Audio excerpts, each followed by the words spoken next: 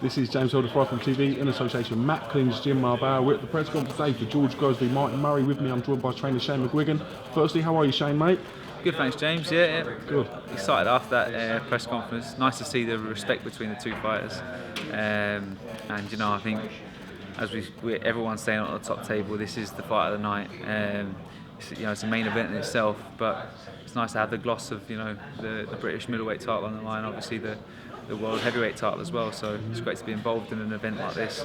But also, I'm really relishing this challenge for George because it's our first test together. You said very respectful of the two fighters today, but when George Groves is involved, there's always that little underlining little bit of needle and little bit of niggle we saw coming out today. He clearly has some sort of dislike of Eddie Hearn, which hasn't sort of rescinded as time's gone on. How do you sort of find working his relationship with Matchroom? I don't know if he's got more of a needle or I do. I don't know. It's all tongue in cheek, isn't it? It's Eddie loves the banter juice, as he said. So the little niggle here and there. Eddie had one back saying a bit of a push and a pull. They're just getting each other, but it sells the fight. I think it's good for George. He wants to prove not only Martin Murray and his team wrong, he wants to prove Eddie Hearn wrong. How much has them defeats to Carl Froch and Badou Jack taken out of George Groves? Do you still feel he's the same fighter, and do you feel he can sort of hold off the likes of Martin Murray? I believe he can knock him out. I watched him spar yesterday against a very good light heavyweight, and it was just so one-sided. It was a joke. So I'm really impressed with where he's at the moment. He's progressively getting better. I think George needs to be busy. He's back in love with boxing again. He's back with his old stablemate David HAYE as well, so they're bouncing off each other. He's got the likes of Frampton in the gym. It's a new lease of life for him, and I just feel it's right. Obviously I wasn't present in those previous camps. I know although Paddy Fitzpatrick gets a lot of stick, I think he helped mature George as a fighter, mentally, and sort of getting used to dealing with a bit of negativity, because obviously with Booth he was in a real positive place, and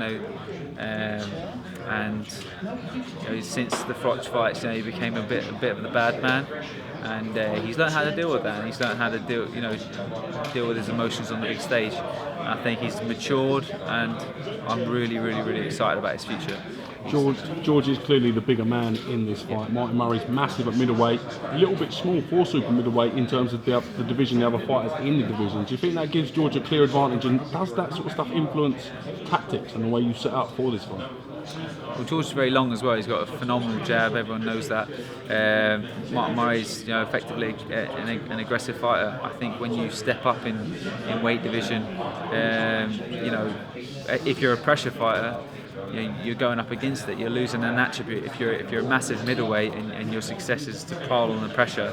Obviously he's intelligent as well, but a lot of his performances have been won through effort and sheer work rate and force and size. And when you're going up against a super middleweight that's bigger than you, equally as strong, possibly stronger than you, physically, and clearly a harder puncher, I think he's really up against it. But it doesn't make the fight any easier for George. It makes it, he has to switch himself on. It's going to be a very tough fight from the first bell to when it finishes. But I think you saw against Golovkin, Murray sort of, he wanted to sort of be the guy that takes him the distance, or be the guy that sort of tries to, out tough him, or be a big man with him. But this fight he's coming to win, and that could be his downfall. The term crossroads fight, I think, is overused a little bit in boxing, but this fight is genuinely a crossroads fight. Where does the loser of this fight go, in your opinion? I think the British super middleweight scene is so strong at the moment. I still think the loser will have a shot at a world title. I can see Callum Smith maybe fighting Murray if Murray was to lose. I think he's on the cusp of a world title. James DeGale, he wants that big homecoming fight. So yeah, it's got Rocky Fielding as well. So you've got these big names, but I think they might, they may get a shot at a world title, but they surely won't win one. The loser. I want to talk to you a little bit about Dillian White today. He's a new signing for Matchroom. Potential opposition for David Haye within the next 12 to 18 months, in your opinion? I think so. I've seen footage of David and George sparring Dillian White, so I know he's improved a lot. He had a kickboxing background, but I just think there's levels, and I think David, if he had him hurt like Joshua had him hurt in that first round, which I believe he would have him hurt, he'd be able to take him out in the first round. He wouldn't let him survive and get to round 7. David's a clinical finisher, and I think there's levels, but I think there's only a few people in the world that's going to be able to test David Haye. Do you think Shannon Briggs falls into that bracket? He's got the biggest knockout percentage of any heavyweight. Do you think he's a real threat for David Haye, in your opinion? I know it's a fun, exciting fight. I think it's an exciting fight, and I think he's a very hard puncher, and I think the fact that he swings, he's unpredictable, is going to make it a dangerous fight for David whilst it lasts. But David's proved that he's a much harder puncher than the likes of Vitaly Klitschko, who took Briggs 12 rounds, and Chisora took Klitschko 12 rounds, but David took him out in 5. And I believe David will take Shannon Briggs out in about 3 rounds. It'll be interesting to see David Haye in a sort of a fight with a bit more build-up, if you like, where Arnold de Grogage had a good record. He may be a bit unfamiliar to British fans in terms of seeing him in big dust-ups. So do you think this could be the touch paper that lights the big sort of David Haye fan base back up, if you like? I think so. I think it's still there. I think you got over 4 million people actually viewed the show. I think it peaked at 2.5 million live, but with repeats and all that, I think it's got over 4 million people that viewed it. So it just shows you the draw that he still is. Jurjai just got completely shell shocked from the first punch. I'm still waiting on him throwing a right hand. But you know what? It's the first 5 seconds. David steps back, hits him with a nice cuffing little right hook, and they kind of spun, and he looked over at our corner, and I just saw the panic and fear in his eyes. It's okay getting hit by Vladimir Klitschko or Pulev or can't remember who else he sparred. But he sparred all these top guys, and he was brought in as a sparring partner. But it's okay getting hit by them in sparring. But then when you got 10-ounce gloves on, and you got somebody like David who's so wicked and such a relentless finisher, just a nasty man when he's got people hurt. It just is a completely different kettle of fish, and I think that if David hits anybody with them shots in the heavyweight division, he's putting them to sleep. Does it affect David Haye when he gets criticism from not so much the media, but maybe the wider spread public on his choice of opponents? Do you think things like that get to him? Or he's always been criticised by his choices of opponents, always. But he's also always fought. He's had a unification fight. He's fought Vladimir Klitschko. He's gone out to Germany to go and fight him. Let's not forget Valiev. He's fought Valiev abroad.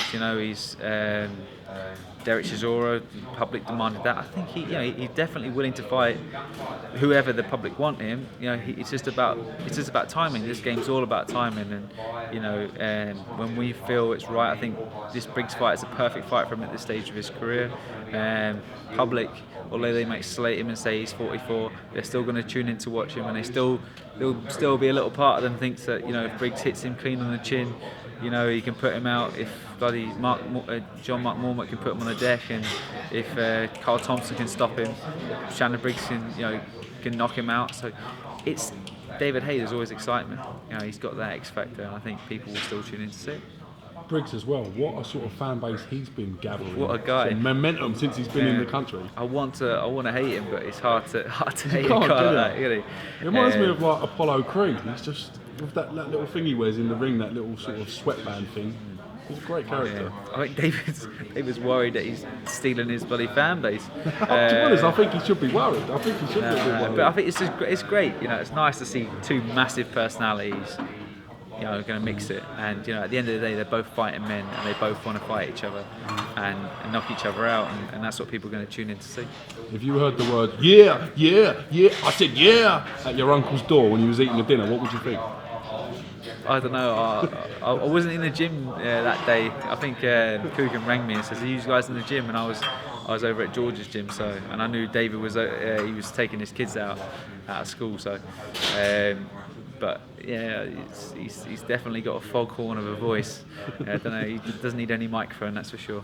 Great character. Listen, on that note, thank you very much for giving IFL TV some of your time today, Shane. Do appreciate it, sir. Cheers, James, And we look mate. forward to catching you again real soon. Thank you. Appreciate it, mate. Thank you.